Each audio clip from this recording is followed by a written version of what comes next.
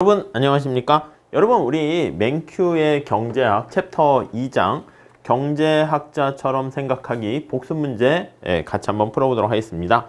자, 우선 1번 보시면 경제학을 우리가 사회과학의 꽃이다 뭐 이렇게 얘기하거든요. 근데 경제학을 어떤 의미에서 과학이라고 할 수 있는가 이렇게 나와 있습니다. 자, 우선 과학이 되기 위해서는요, 우리가 어떤 분석, 연구를 할 때 과학적인 분석 방법을 사용을 해야 될 거야. 과학적인 분석 방법. 아니, 그러면 어떻게 하는 게 과학적인 분석이겠어? 라는 것이죠.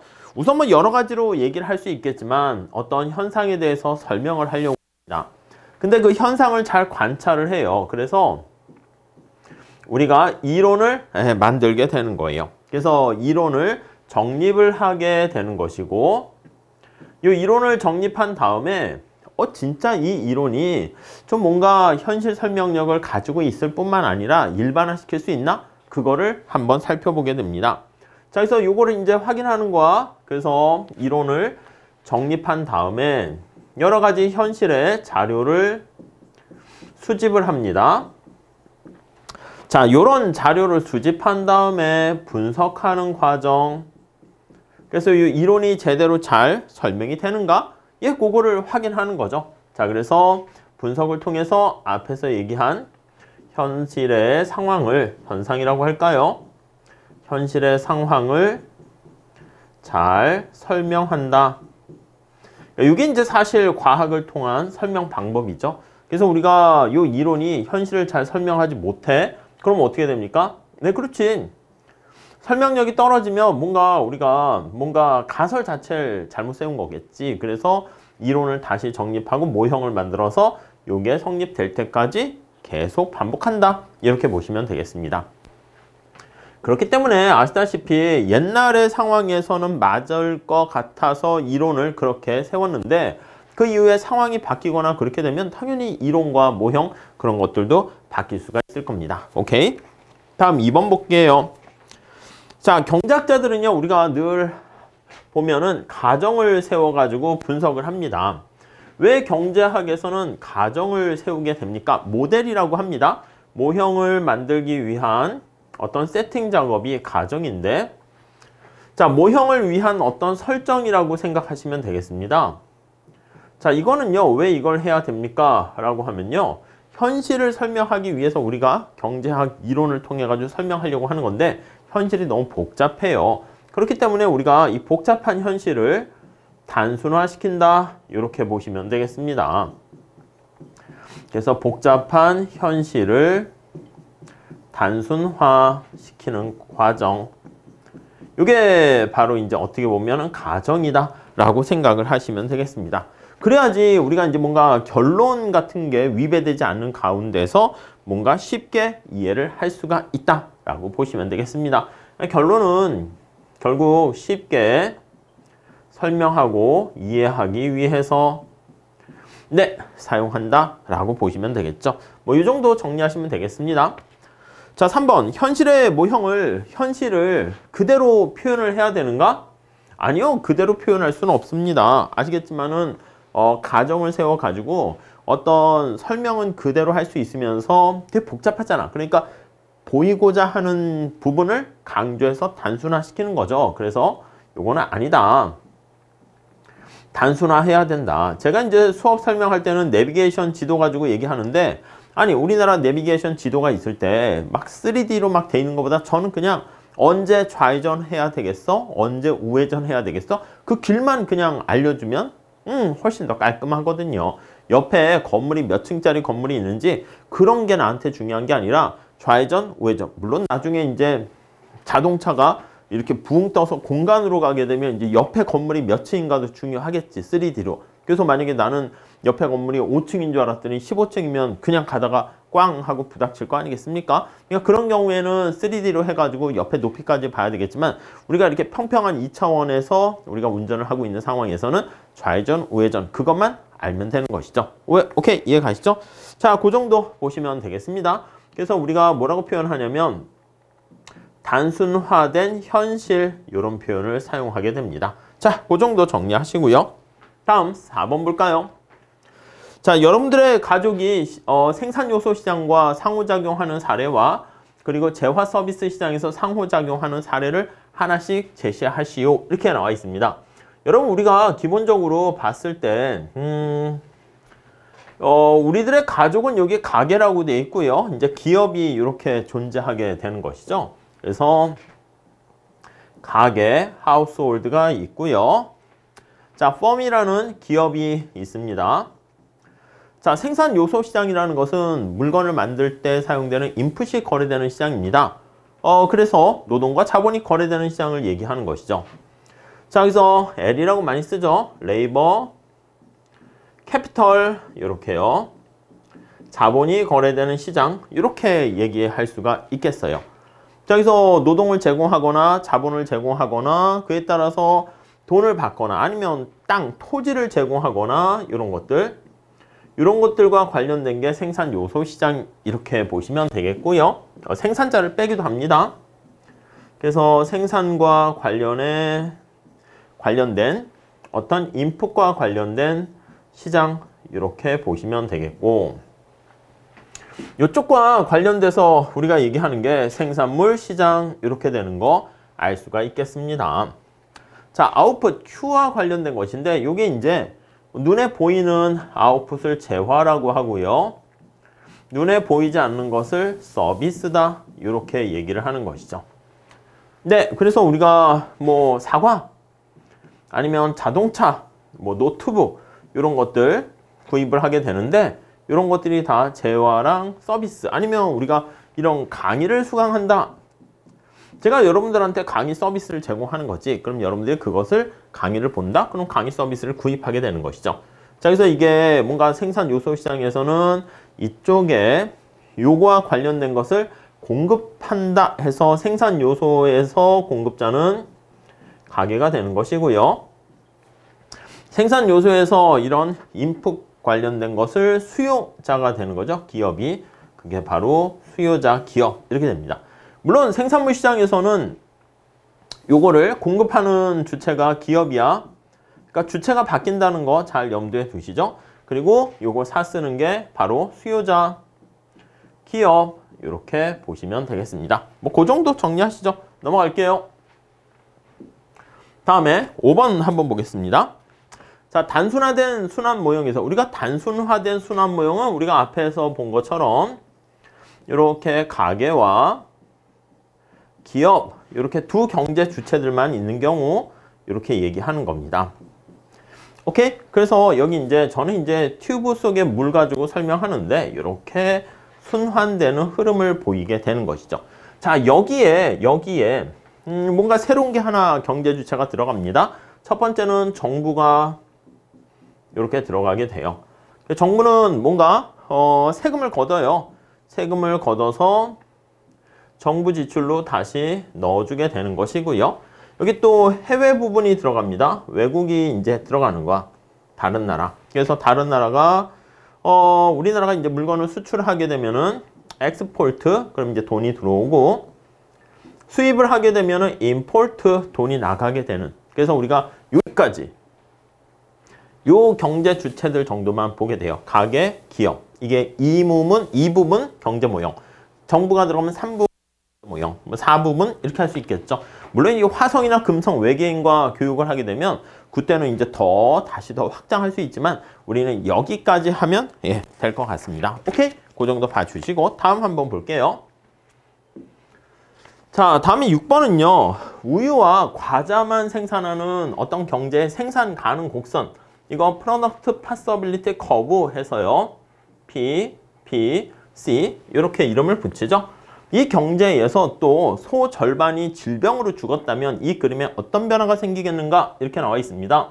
우선 그림을 그릴 때 관심사가 되는 것을 보통 이제 수평에다 많이 놓습니다. 여기 이제 소가 우유를 생산하는 거니까 소와 관련된 우유를 여기다 놓는 게 더 좋아요. 그리고 여기 과자. 수직축에 우유 놔도 괜찮습니까? 상관없지. 근데 이제 관례상 나중에 분석할 때는 이쪽에다가 좀 더 관심 있는 부분을 놓으면 좋겠습니다. 자, 우리가 주어진 기술과 노동과 자본을 통해서 생산할 수 있는 최대한의 양을 나타낸 게 요게 프로덕트 생산이죠. 파서빌리티 가능이죠. 커브 이렇게 되는 거 알 수가 있습니다. 그래서 약자로 PPC 이렇게 표현을 하게 되는 것이죠. 자, 그런데 요거는 이제 기회비용이 체증하느냐 체감하느냐 일정하느냐에 따라서 이런 경우는 지금 원점에 대해서 기준을 여기다 얘기하고 봅니다.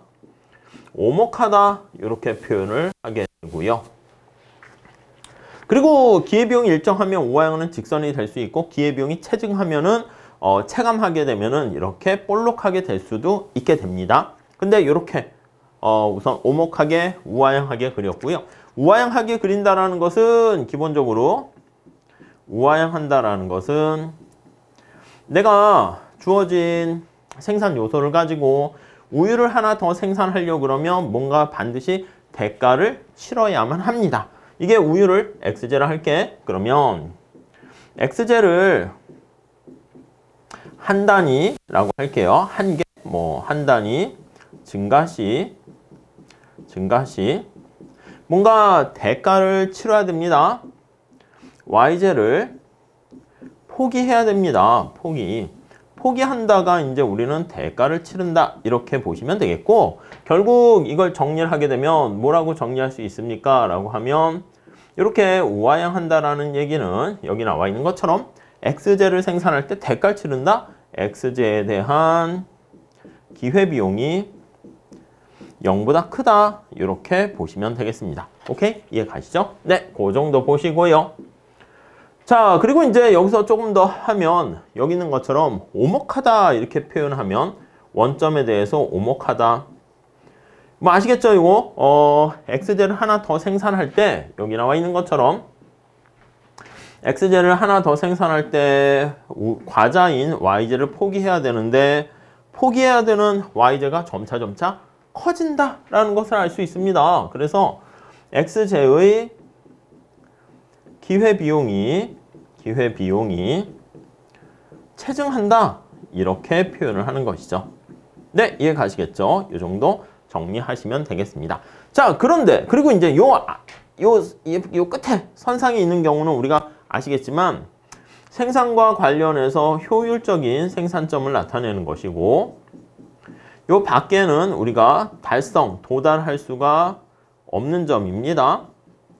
그래서 이걸 달성할 수 있게 생산 가능 곡선이 밖으로 가게 되면은 그때는 그게 무엇을 뜻합니까? 그치, 그게 바로 경제가 성장했다 이런 걸 뜻하게 되는 것이죠. 요 안에 있다라고 하면은 이게 낭비가 있는 겁니다. 비효율적이다 이렇게 보시면 되겠습니다. 오케이? 이해 가시겠죠? 자, 그 정도 보시고. 자, 그런데 소가 질병으로 절반이 죽었어. 그럼 소가 생산하는 우유의 양이 줄어들게 될 거 아니겠습니까? 여기 과자만 생산하는 데는 여기는 고정되어 있어요. 왜냐면 우리는 아예 우유는 생산 안 하는 국가다. 이거 다른 나라까지 있다라고 하면 다른 나라들은 소가 절반 죽었기 때문에 우유 생산이 줄겠지만, 만약에 여기를 선택하는 국가는 우유 생산을 하나도 하지 않는 나라이기 때문에 그때는 우유에 대한 피해가 없어요. 근데 이제 우유를 생산할수록 생산량이 이게 안쪽으로 줄어들게 되는 것이지. 이해 가시죠? 그럼 옆으로 하는 게 낫겠지. 이렇게 했는데 과자는 동일한데 이렇게 우유 생산량이 줄어들어요. 그걸 그림을 나타내면 뭐 이런 식으로 변하는 거 알 수가 있겠습니다. 그래서 이게 좌측으로 안쪽으로 이동한다라는 걸 생각해 보시면 되겠죠. 뭐 그 정도 생각해 보시면 되겠습니다. 다음. 자, 생산 가능 곡선을 사용해서 효율성의 개념을 설명하여라. 지금 말씀드린 것처럼 이 곡선 상에서는 X제가 있고 뭐 우유 아니면은 뭐 과자 이렇게 있는데, 이렇게 생각해 보세요. 여러분들이 이제 시험 공부를 해 만약에 경제학이라는 경제 원론 과목을 듣고 있고요. 세상에는 과목이 수강 신청하신 여러분들의 경우에도 과목이 2개밖에 없습니다. 경제학과 기타 과목. 그래서 기타를 우리가 복합이라는 말을 쓰기도 합니다. 이렇게요. 이해 가시죠? 자, 내가 만약에 여기 나와 있는 선상에 있는 점에서 이렇게 점수를 받았습니다. 근데 앞에서 말씀드린 것처럼 요 바깥쪽에 여기서는 우리가 달성할 수 없는 점이야. 내가 경제학을 90점 맞고 기타 과목을 0점 맞고 요거는 선택할 수 있어요. 여기 지나가는 거야.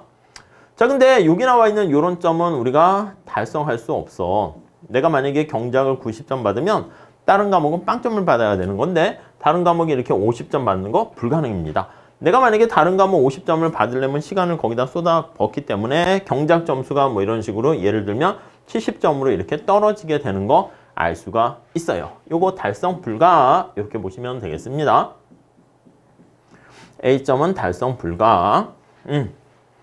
B점은 달성할 수 있고 효율적인 점이다. 이렇게 보시면 되겠습니다. 여기서는 효율적이다. 이렇게 보시면 되겠고. 자, 이 안쪽에 있는 점은 어떻게 되겠습니까? 여기 내가 기타 과목을 50점 받았는데 여기 있는 것처럼 경제학 과목이 한 40점 받았다. 요거 C점 같은 경우에는 당연히 달성할 수 있지. 근데 경제학 점수를 더 올리거나 기타 과목을 올릴 수 있는데 우리가 더 선택을 못한 거잖아. 그렇기 때문에 이런 경우는 우리가 비효율적인 점들이다. 이렇게 보시면 되겠습니다. 오케이? 이해 가시죠? 네, 이렇게 해서 이 곡선 상에 있는 점들이 바로 효율적이란 얘기고요. 효율적이다라고 하는 얘기는 우리가 결국에는 낭비가 없어. 이렇게 되는 겁니다. 그래서 주어진 노동과 자본 같은 주어진 어떤 투입, 노력에 비해서 성과를 극대화된 상태, 맥시마이즈 된 상태를 효율적 이렇게 얘기하고요. 어떤 목표를 달성하려고 할 때 가능한 한 최소의 비용으로 달성할 수 있으면 미니마이제이션이라 합니다. 그래서 요거는 뭐 극대화된 상태, 요거는 극소화된 상태 이렇게 되면 요 둘을 우리가 최적화라는 표현을 씁니다. 요거 두 개를 합쳐서 옵티마이제이션 그 상태 이렇게 표현하는데 이러한 최적화된 상태를 우리가 바로 효율적이다 이렇게 표현합니다. 뭐 그 정도 정리하시면 되겠습니다. 넘어갈게요. 자, 다음 8번 한번 보겠습니다. 경제학의 두 분야는 무엇인가? 그리고 각각 어떤 주제를 연구하는가? 이게 뭐 경제학의 분류는 굉장히 다양하게 분류할 수 있어요. 근데 가장 기본적으로 우리나라 경제가 이렇게 있으면 이 경제에서 일어나는 개별 경제 주체들의 행동을 하나하나씩 살펴보는 거야. 축구 경기를 본다라고 하면 축구 경기에서 뛰고 있는 선수들의 행동을 하나하나 살펴보는 겁니다. 그게 뭐라고요? 선수들의 행동을 하나씩 살펴본다. 작을 미자를 써서 미시경제학이다. 이렇게 얘기합니다. 그래서 이 미시경제학의 접근 방법에서는요. 개별이라는 말이 반드시 들어가 있어야 돼요. 개별. 그래서 개별 경제 주체들의 행동을 살펴봐요. 자, 그럼 개별 경제 주체들은 누구누구가 있습니까? 라고 하면요. 첫 번째, 가게가 있어.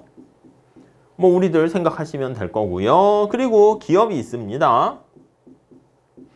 정부가 있습니다. 그 다음 해외 부분에 해당하는 외국 경제 주체들이 존재하게 돼요. 그래서 이러한 개별 경제 주체들이 나름대로 앞에 본 것처럼 주어진 자원 하에서 주어진 희소한 자원 하에서 자원을 가지고 최선을 다하는 거죠. 그게 이제 최적화한다 이런 표현을 쓰게 돼요. 최적 선택 이걸 살펴봅니다. 그래서 우리가 나중에 보겠지만 이 가계의 어떤 최적 선택은 만족, 효용을 극대화한다 이렇게 얘기하고요. 기업의 최적 선택은 이윤을 극대화하고 정부의 최적 선택, 정부도 이제 사회 전체의 행복을 극대화하고 외국도 마찬가지고요. 그게 이제 미시경제학과 관련된 얘기다. 이렇게 정리하시면 되겠습니다. 그래서 개별 경제 주체들의 어떤 최적 선택에 대해서 살펴볼 뿐만 아니라 여기서 더하기 자, 우리 앞에 본 것처럼 경제가 순환 모델 있잖아. 가계와 기업 등등의 개별 경제 주체들 간의 여러 가지 상호 이런 거에 대해서 우리가 살펴봅니다. 상호작용에 대해서 살펴보는 거. 그래서 이 상호작용은 어디서 주로 얘기합니까? 시장에서 얘기하는 거죠. 물건을 사는 사람과 파는 사람들이 모여있는 장소가 시장이니까 상호작용이 이루어지는 시장을 대상으로 요걸 연구한다. 이렇게 보시면 되겠습니다. 오케이? 거시경제는 뭡니까 하면 거시경제학은 클 것자를 쓰는 거야. 그래서 요 매크로 해가지고요. 전체라는 메커니즘이 들어가 있어요. 그래서 거시경제학이다. 이렇게 되면은 네. 자, 그러면 이게 전체라고 보시면 돼. 국가경제 전체의 어떤 성과 이런 것들을 살펴보게 돼요. 그래서 전체와 관련된 주로 이제 뭘 이야기합니까? 우리가 흔히 단기적으로는 가격이 아닙니다. 가격이 다 종합평균, 가중평균 내 물가 나타내는 인플레이션과 실업 이런 거에 대해서 관심을 갖게 되고요. 장기적으로는 경제가 국가경제 전체 파이가 얼마나 커지게 되는가 이러한 경제 성장 이런 것들이 관심 이슈다. 이렇게 보시면 되겠습니다. 뭐 그 정도 정리하시면 될 것 같습니다. 자, 그 다음 넘어갈게요. 자, 다음 9번. 자, 실증 서술과 규범적인 서술의 차이를 설명하고 예를 하나씩 제시하시오. 이거는 실증이라는 것은 어떤 현상을 얘기하는 거야. 팩트에 대해서 다룬다라고 제가 말씀드렸죠. What is에 대해서 우리가 살펴보는 게 실증, 바로 명제 이렇게 보시면 되겠고, 규범이라고 하는 건 이제 사실보다는 어떻게 되어야 하는가라는 뭐라고 할까? 주관적인 가치 판단 요게 들어가요. 가치 판단에 대해서 얘기를 합니다. 그래서 이제 어떤 사실이라기보다는 우리가 당위라는 표현을 씁니다. 당위, 어떻게 되어야만 한다. 이런 거에 대해서 초점을 맞추게 되고요. 그래서 뭐뭐 해야만 한다라는 must 또는 should be, what should be 이렇게 되는 거 알 수가 있어요. 표현 자체가 그렇게 돼 있습니다. 그래서 우리가 이제 흔히 우리 책에 나와 있는 것은 통화량을 빨리빨리 더 증가시키게 되면 인플레가 발생한다. 그건 사실 아니겠습니까? 그래서 통화량을 증가시키게 되면 인플레이션은 이제 물가가 상승하는 겁니다. 인플레이션의 원인이 발생하게 된다. 요거는 어떤 원인과 결과에 대한 어떤 팩트에 대해서 다룬다. 이렇게 보시면 되겠고요. 자, 그러니까 위에 나와 있는 규범 경제는 어떻게 되는 거냐면, 아니 인플레가 발생하게 되면 별로 이게 좋은 게 아니기 때문에 이 통화량을 어떻게 해야 돼? 그래서 이런 문제가 발생하니까 정부는 통화 정책을 사용할 때 돈을 막 팡팡팡 찍어서는 안 된다. 뭐뭐를 해야만 한다. 이렇게 이런 표현이 나와 있으면 이게 바로 규범 명제다. 이렇게 정리를 하시면 되겠습니다. 오케이? 네, 그 정도 정리하시면 되겠습니다. 다음 10번 한번 같이 보실까요? 자, 경제학자들이 종종 정책 담당자에게 의견을 제시해줘. 정책 담당자들이 경제학자들에게 아니 이거 어떻게 했으면 좋겠습니까? 이렇게 물어보는데 그 의견이 상충돼. 이 경제학자는 이렇게 얘기하고 저 경제학자는 저렇게 얘기하고 뭐 그렇게 상충되는 의견을 제시하게 되는데 왜? 뭐 살짝 보시면 뭐 책에서는 한 3가지 정도 얘기하고 있습니다. 첫 번째는요. 어떤 경제학자들마다 세상이 어떻게 돌아가는가에 대해서 우리가 생각을 해야 되잖아. 근데 경제학자들이 어떤 관점으로 세상을 바라보는가 하는 거 프레임이 차이가 있어. 경제학자들의 세상 인식에 차이가 발생하고요. 네, 이해가 가시겠죠? 네, 그게 이제 첫 번째. 두 번째는요. 앞에서 본 것처럼 어떤 의견을 제시해. 저기요, 통화량을 증가시키면 인플레가 발생합니다. 오케이, 거기까지는 다 동의하는데 근데 어떻게 해야 되는가 하는 게 이제 경제학자들마다 가치관의 차이가 발생합니다. 이해 가시죠? 만약에 지금 경제가 침체되어 있는 상황이야. 그럼 인플레를 걱정할 게 아니라 돈을 풀어서라도 경기를 부양시켜야 합니다. 이렇게 주장하는 사람들도 있고 안 됩니다. 지금 당장 돈을 풀으면 경기는 좋아질 것처럼 보이지만 인플레가 발생하게 되고 그 인플레이션은 나중에 굉장히 잡기가 어렵습니다. 그렇기 때문에 통화량을 막 증가시켜서는 안 됩니다. 그런 주장도 있겠지. 여러분들이 공부하는 뭐 시험 자격증을 준비하고 있어. 근데 몸이 찌뿌둥해서 병원에 갔어. 그랬더니 지금 뭐 하세요? 밥도 잘 안 먹고 하루에 열 몇 시간씩 공부한다고요? 안 됩니다. 그러다 몸 상합니다. 그러니까 하루에 잠은 8시간, 10시간씩 푹 주무시고 밥 3끼 꼭꼭 씹어 드시고 좋아. 그렇게 해야 된다. 처방하는 의사도 있고 아닙니다. 지금 당장 몸이 그렇고 나중에 어떻게 될지 모르겠지만 시험 붙어야 될 거 아니겠습니까? 뭐 15시간씩 공부하신다고요? 제가 봤을 때는 링게로 주사 맞고 18시간씩 공부 더 하세요. 이렇게 주장하는 의사들도 있겠죠. 그러니까 뭐가 정답이라기보다는 가치관의 차이이기 때문에 그래 내가 뭐 당장 먼 미래까지 생각하는 거 필요 없어. 지금 당장이 중요해. 그럼 그냥 뭐 또 링게로 맞고 공부해야 될 수도 있고 야 그러다가 이거 죽으면 이게 내가 이게 막상 이게 뭘 위해서 사는 거야 이런 생각 들 수도 있잖아. 그런 경우에는 공부를 좀 줄이고 몸이 안 좋으니까 건강이 최고 아니겠습니까? 그러니까 잠도 푹 자고 건강관리에 신경 쓰는 그렇게 하는 사람도 있겠죠. 자, 세 번째는 경작자들이 다 요거 사실에 동의해서 이렇게 제안을 해줬는데 근데 뭐 책에서 이제 언론이라든가 아니면 정치가들이 그거를 어쨌든 경제 정책에 대해서 지금 정책 아니겠습니까?